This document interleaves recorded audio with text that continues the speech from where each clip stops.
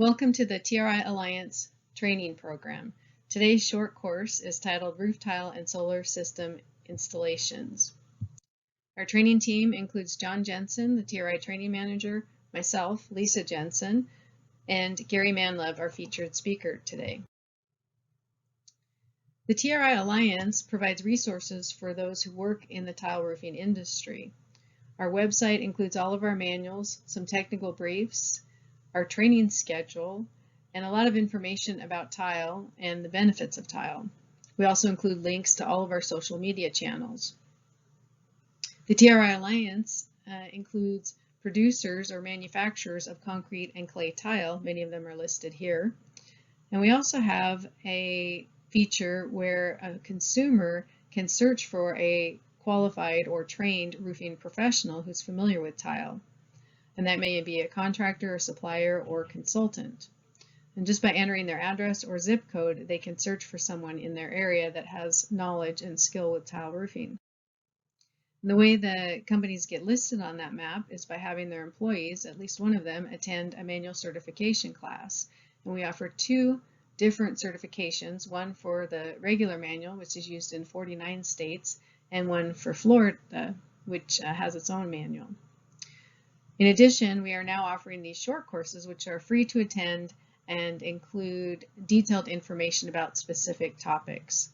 So if you have an idea for a topic that you'd like to present or that you would like to request that we find someone to present, just send us a note and let us know. We also include all of our upcoming trainings on the website and the ability to register for any training classes. You'll see here we have a couple more short courses scheduled in January, and we also have a regular manual certification and a Florida manual certification scheduled for January.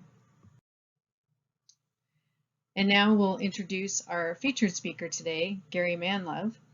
Gary is a 36-year veteran of the roof tile industry and has extensive knowledge of all aspects of the industry, including sales, marketing, technical training, installation requirements, production facilities, and code compliance requirements on a local and national level.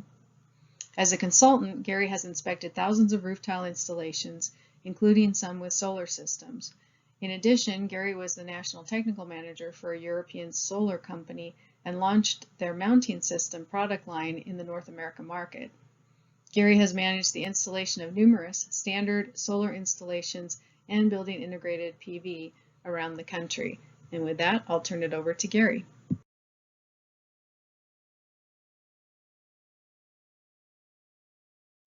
Of the presentation, we're going to look at there are three primary installation methods for roof tile: direct to deck, 4-foot standard batten systems, and counter or shimmed batten systems. And over the years, I've inspected many solar systems on roof tiles in the Rocky Mountain region. That's my home base. Most of it have been installed quite well, but many recently have had numerous install issues, code compliance issues, manufacturer's installation requirement issues, and general waterproofing issues. With the growth of solar, educating solar and roofing contractors regarding these issues is crucial to assure proper installed solar systems and integration into the roof tile systems. I believe John went through my bio, so let me go on to the learning objectives. The three primary objectives today are what not to do. You're going to see a lot of pictures here in the next few slides of issues I've experienced in the field, good close-ups, and as a roofing contractor or solar contractor, you should appreciate those conditions quite well. We're going to review the system types because you really need to know what type of system you're dealing with if you're installing solar on an existing roof. And then we're going to review a basic checklist that covers the primary items of issues before you start your solar project.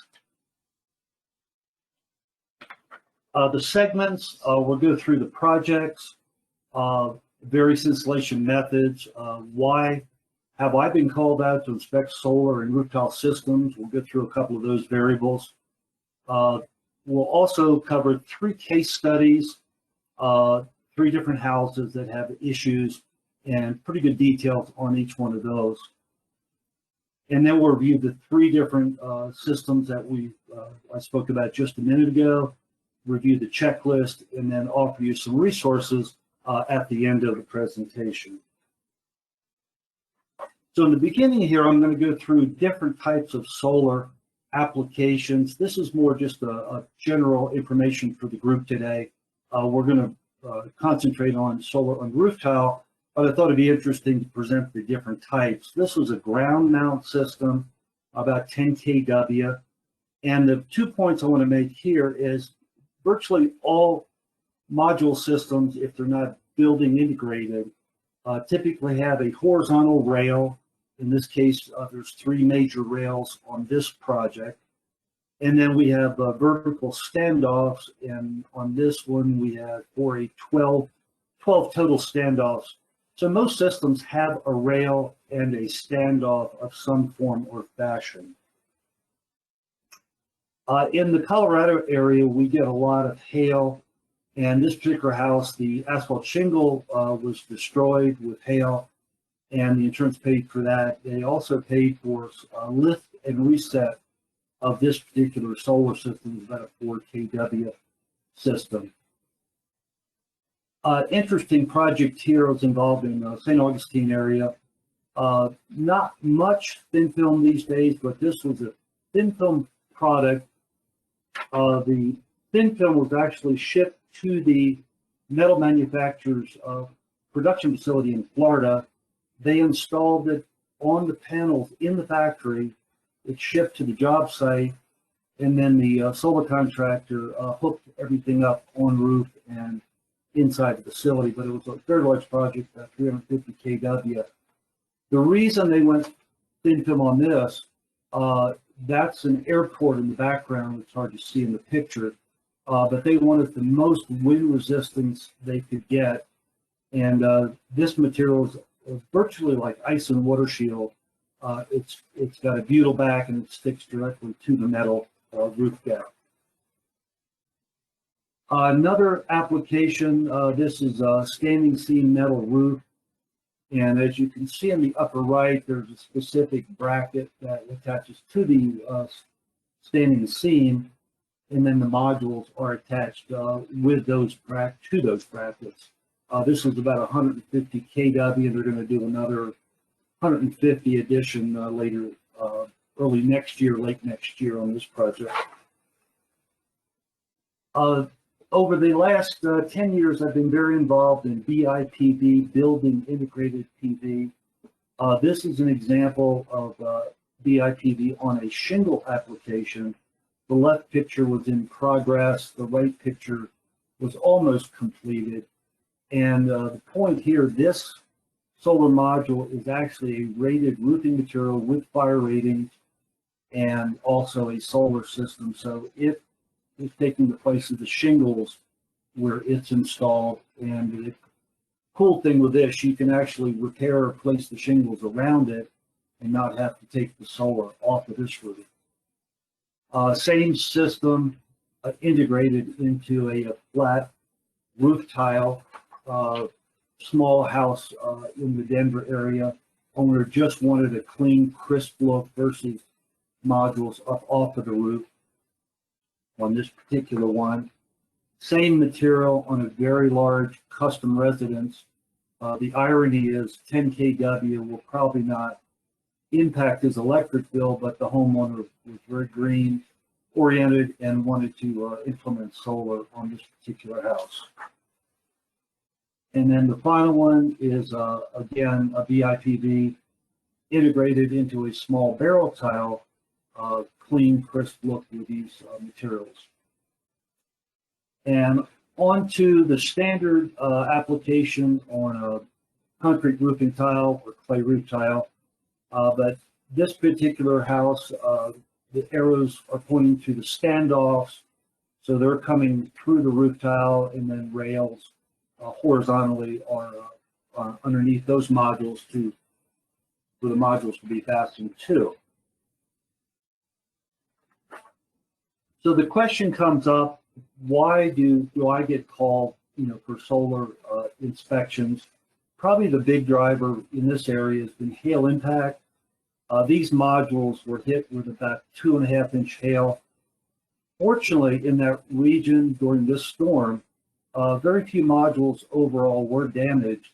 Modules are tempered glass, very impact resistive, but when they go, this is an example. The two pictures in the center, this was my personal situation. I lost my car that day.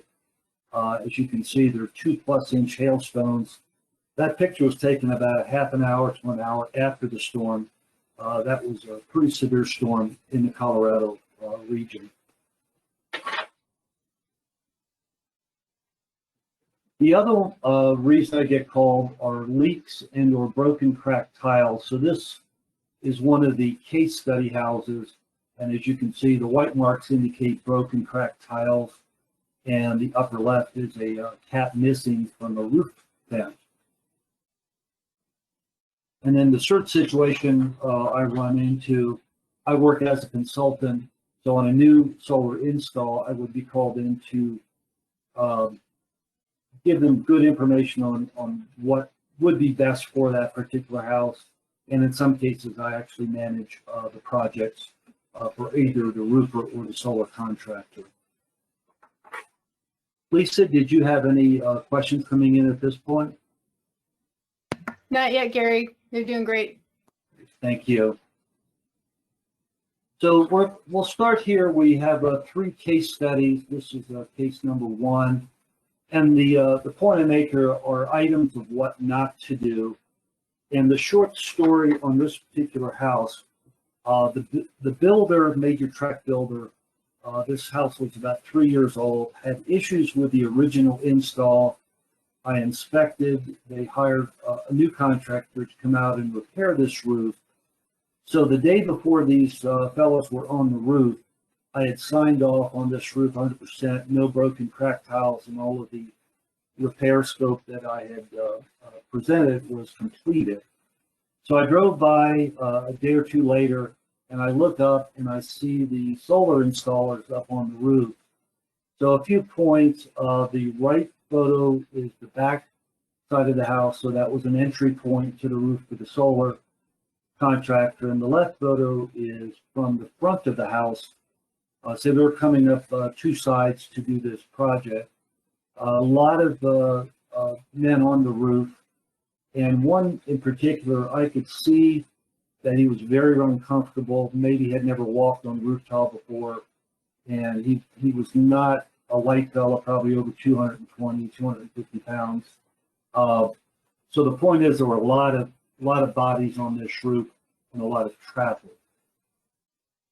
So as later I was able to go up on the roof, the picture on the left is a debris pile from the upper roof when they were in progress on installing the solar system. And the right is a post install.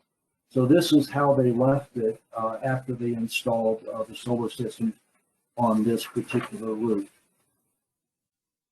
More issues on the left. There were tiles out of position, broken corners, cracked tiles, 5 or 6 in that picture alone. On the right are 2 more examples of broken tile. Some had been glued, but it looks like the one in the bottom left there is just a straight line crack. A cross section of the roof where you can see all the componentry. You have all of the conduits running. You have some type of juncture or connection box. On this particular roof, you can see just right of the circle, the yellow circle, they used a metal tile replacement and a bracket. Most of those were reasonably done. And then inside the circle, you'll see a couple of additionally cracked tiles. This is a close-up where the solar installer glued these tiles versus replacing them at the end of the job. So now we'll move on to the case number 2. This particular house, the homeowner was an executive for one of the major builders locally, had solar put on his house 2 to 3 years after the house was built. And the picture on the left, the green area I've marked, and this was after I did my investigations. The green area, the tiles need to be replaced that are broken and cracked. And the area in the yellow, the red signifies a leak area that the homeowner had noticed. And then I yellowed this because that whole area needs to be lifted and relaid due to improper standoff installation of the solar and other issues under the solar, and then all of the broken and cracked tiles that you'll see in the next slides. So the first concern of the homeowner was that there was an issue with the roof tile. So based on ASTM standards, I pulled, I believe it was 6 or 10 tiles from this roof. So number 5, old tile, number 5, new tile, so I replaced that tile. And then I worked with the manufacturer, delivered the tiles to them, and they performed a break strength on them. The tiles performed extremely well, way over the minimal requirements. So we checked that off the box that it was not a roof tile issue on this particular house. As I went up on the roof to do the inspection, the first thing I noticed were the RV vent caps. There were 2 of them missing. And the upper left-hand photo, I found one that had slid down under the solar modules and was still stuck there. Pulled that out. The second one must have blown totally off the roof. I never did find it. But a couple of points. If you look at the bottom left photo, you'll see that the caps are held in place with 4 brackets. If you look at the bottom center one, it's extremely distorted out of position. And then if you look at the bottom right one, the bracket virtually touches the solar module brace or clamp that you can see in that picture. And my only guess is that the solar module, or excuse me, solar installer had to remove these 2 in order for the module to set in place. The module set perfectly in place below the 4 vent caps to the left, but I believe they were too tight to the modules to the right, and they had to pry off those caps. And FYI, those caps are actually riveted on. I rarely see them blow off in this area, so I believe force was used to take those off at some point. This is a good couple of shots. I marked the broken cracked tiles. The picture on the left, quite a few in that area below the modules. And if you look to the right of that picture, the steeper roof has little to no broken tile. Same thing on the left photograph. There's 10, 20 broken tiles there. Again, the steep roof where no one would be walking on had no issues. This is a close-up of that same condition. There were over 60 in that one roof section.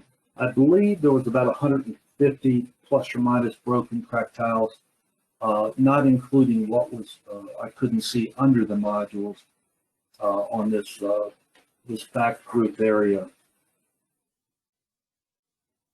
So this slide, we haven't gone into stand-ups and brackets, but this particular job used a roof hook. So the roof hook attaches to the deck, comes out through the nose of the tile. So the issues here on the right photograph, they've taken a hammer most likely and broken the nose out of the tile and then placed it over the hook. That should be a clean horizontal cut, not much bigger than the bracket width would be the preferred method. And then I pulled the tile up. There's a right picture again, center area, there's a hairline crack all the way across horizontally. The left picture, I pulled that piece of tile out of the way, and you can see the hairline below the bracket. That bracket should have a clearance of 1/16, 1/8 of an inch minimal off of the roofing tiles. That's a pressure point, so any movement, snow load, etc., on that bracket from above, it's going to break roof tiles as it did. And this is house number 3. The 2 red arrow block areas represent leaks. So the small upper one close to the ridge was a leak before I was involved and supposedly fixed by the solar installer. And then the large rectangular areas near the valley, there were additional leaks coming into their family room cathedral ceiling below that area. This is probably the nastiest picture we'll see all day, but this is reality. Pigeons love hanging out around solar modules, as you can see. And the only issue I have here is that the solar installer installed a bird stop or a blocking material. Unfortunately, they didn't step it with the tile. There was a lot of gaps and openings for critters to get in. And this is the mess that we saw after the new solar installer took the modules off of this roof. This is a close-up of the brackets used on this. And again, it's a roof hook. So the issue with the left photograph first is if you look at the base, it's held into place with 2 lag bolts. They were bolted directly down through the underlayment decking into a truss. And I can't see any flashing, caulking, three-coursing, whatever is the method of flashing material over it at all in this particular setup. And on the right, same condition where there's no clearance from the bracket onto the tile surface. That's a pressure point break. And a little cleaner cutout, could have been smaller, but that's a saw cut on that cutout of the nose of that tile. This is looking under the modules. So after the modules were removed to do all the repairs, the photograph on the left, there's 4 broken tiles in that picture. Some that had been glued in place. And keep in mind, this was under the module. This is how the installer left it. So I lifted up the tile, and on the right photograph, you can see a deterioration and breakdown. It appeared to be ASTM 30 on this house, but the underlayments were already deteriorating from the moisture. And you can see moisture just below the arrow in this area that was still in place when I took the tile off. This is a close-up. You can see that even the pigeons had gotten up in here. The underlayment is deteriorated from the water and other elements. Again, all of this is under the roofing tiles. A little complex picture here, but I'll try to explain. The one on the right, the red box, indicates a roof vent base. You can see the wire there in the center of that box. So my gut is that when they installed the original solar system, they removed the top vent, which comes with this particular vent model, and just tiled right over it. It was probably in the way of a bracket or some installation issue for the solar. That's a guess, but that's probably a good guess. And then the combiner box, which is on the left, the red box there indicates no flashing whatsoever at the top of that. It's embedded in the tile and sitting on the deck. So once we got the materials removed, I was able to lift this box, and you can see on the left photograph the arrows pointing to the area that should be sealed and waterproofed in place, and there was no flashings there whatsoever. And then when we lifted the box, the electrical conduits came through the deck, and there's no waterproofing at that juncture also. So any water coming in this system up roof would have gotten into or near these deck penetrations. Lisa, any questions at this point? Yes, we did have one, and let me pull it up. It's from Nicholas, and he wants to know what kind of wind speeds can the BIPV on a tile roof withstand? It would be similar to any roof tile because it's the ones that we looked at were anywhere from, I think, 5 or 6 fasteners per module. And keep in mind, they're the 4 widths of a tile, so about 4 foot wide. So that manufacturer probably overkilled the attachment. But the nose is also hooked on a couple of those models. And then with that many fasteners, it's going to be equal or greater than the roof tile system it's installed on.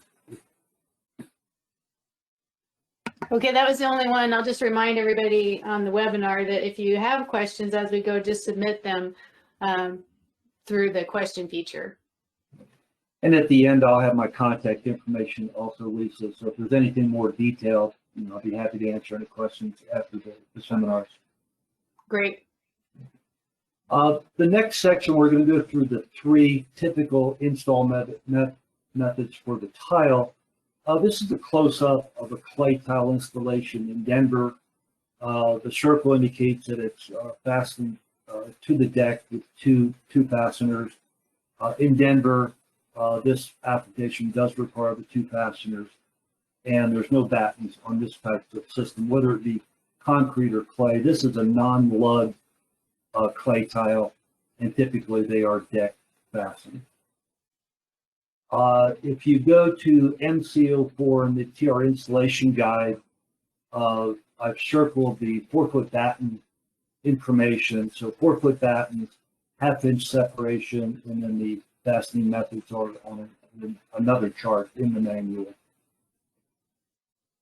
I wanted to touch base on 4-foot battens because in my particular area, up until a few years ago, weather blocking and some other waterproofing items were not required. So this particular high barrel tile had no weather blocking on the hips and ridges.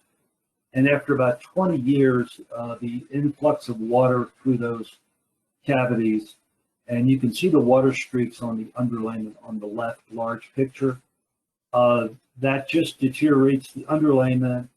And as it comes downstream, dirt, debris build up behind the battens.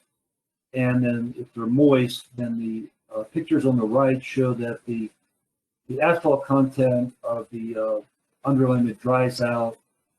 You're down to pretty much paper, and that becomes brittle. So you can see at the yellow areas, that's after we took a batten off, that's totally brittle, rotted out. And then I flipped the sheet over. The backside actually looks good, except for where the battens were. And also on the bottom right picture, the headlap, the underlayment was actually good. So if it didn't have all of this water infiltration and the back of the battens, this would not have happened in that period of time. The point I would make here, solar systems modules are guaranteed, warranted for 25 years, give or take, across the board.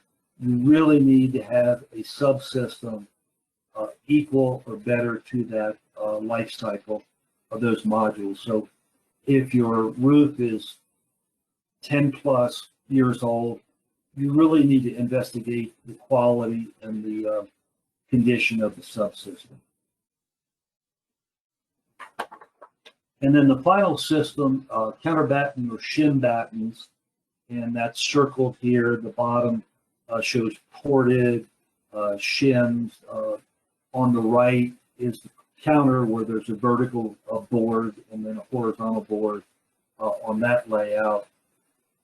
And here's a close-up of the counterbatten system. This was the primary method probably 10 years plus ago in my region, where we had a vertical lath, typically not treated. Some municipalities called for treated wood. And then we had 8-foot 1x2x8 nominal battens installed. It used to be 24-inch max. That came down to 16-inch max on the verticals.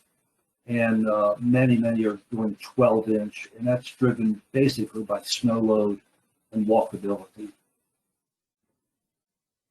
Here's a close-up. So the picture on the left, the circle shows the, I call them hockey pucks, but that's the shim under the 8-foot battens. And on the right, you've got a shaped batten that's factory cut in the wood. And those two types of battens are available in the marketplace.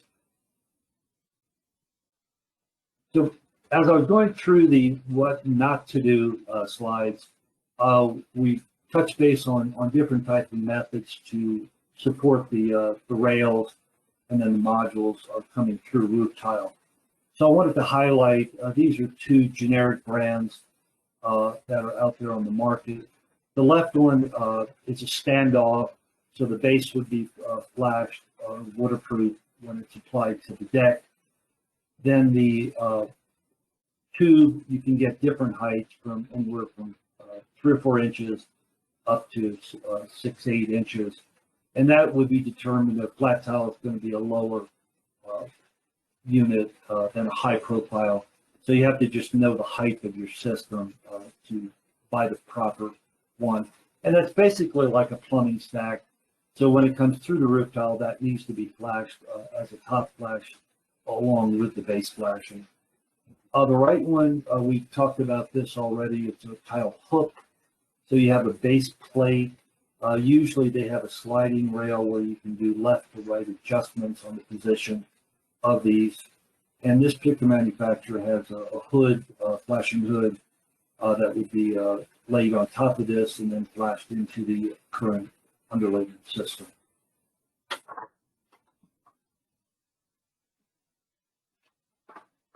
So this one is our basic checklist, and this is just from my experience. This could be more formalized for your area. If you're in Florida, it's going to be a different set of rules than if you're in Colorado or California, may be a different set of rules. But the bottom line is, the first bullet point is you need to know who the authority having jurisdiction is, what code cycle they're under, and regarding the roof tile, do they have any re-roof repair requirements? Here in the Front Range of Colorado, about every other authority has a guideline for re-roofing. So when you're installing solar on an existing roof, a lot of the re-roof elements come into play because you're detaching and resetting or removing and replacing roof tiles, as we call it. So the second one, solar systems typically all have permitting requirements, very specific per municipality. It will vary, so be very careful. You know the right authority and you've got the right document. And then the roof tile, for example, one municipality here, anything done that's 1 square or more of repair, replacement, detachment requires a permit. So you may, in addition, need a roof tile repair replacement permit. You really need to confirm the brand and the model of the roof tile. And by the way, these are all pre-estimate, in my opinion, homework that one should do before you put a hard number to your bid to install a solar system. Confirm the brand, the model. Is it available? Is it discontinued? If it's discontinued, what are your options? Because you're going to have broken, cracked tiles, one way or the other when you're up there. It's just inevitable that you'll need some replacement tiles typically. As I went through the underlayment and conditions, if you're going 25 years warranty for the module, you don't want to take them off and put them back on because the subsystem has worn out. So you want a system that's the same or greater life cycle. In many cases, I specify that the area under the solar should be taken off, an ice barrier type material installed there. And this is my personal opinion. This isn't code or requirement. But if it's an existing house, the only way you're going to be 100% sure is to start from the under system and work upwards. So detach all the tile, new underlayment, put all the brackets down, put your rails down and the roof tile, and then install the modules. And then you know that the subsystem is at least going to be a good life cycle for you. Confirm the type of system, direct deck, standard, or shim. And there's a driver I'll hit here in a second why you should do that specifically. Confirm the base and the top flashing. So whatever standoff or roof hook you're using, determine the method to flash at the decking and to top flash or cut out the tile as required. So depending on if you're direct deck, standard, or shim system, if you're using a roof hook especially, you need to know the height of that hook is going to work properly. So the formula is very simple. You measure from the deck to the top surface of the tile and add about 1/8 of an inch. That's how much that roof hook should set off of the deck. If it's not adjustable with your height, you may have to shim it or do other methods to get that to the proper height so you have the clearance between it and the roof tile, and then a clean cut of that tile nose as we reviewed earlier.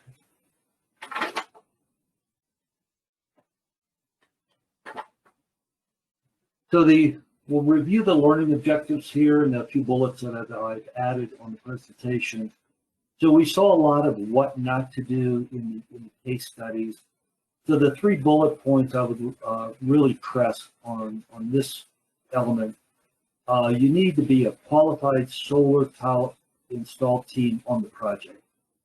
I run into many that are very good in tile and very good in solar, but you have to be very, very versed in both for this type of application. You also need to know the installation requirements for both systems inside and out. And if you're a solar contractor and you're just not familiar with roofing tiles, join forces with a qualified roofing tile contractor. They would be happy to quote you and work with you on these types of systems, depending on your budget and all the other variables. Objective number 2, we reviewed the 3 types of systems. You need to know which one is used in order to acquire the proper components. And as we went through the roof hook, you have to know the height. If you're using a vertical standoff, flat tile, medium barrel, or high profile will dictate the height of that standoff for you. And then you need to review and follow the installation requirements of the solar system components and the roof tile manufacturer. Most of these solar components have evaluation reports, manufacturer installation guides, all those variables.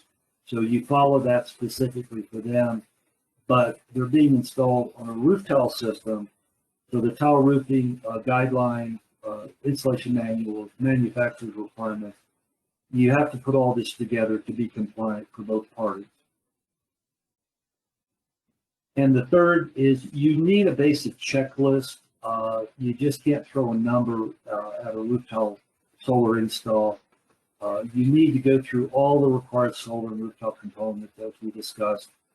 And in my opinion, the goal at the end of the day is to be manufacturer and code compliant when the system is installed and commissioned.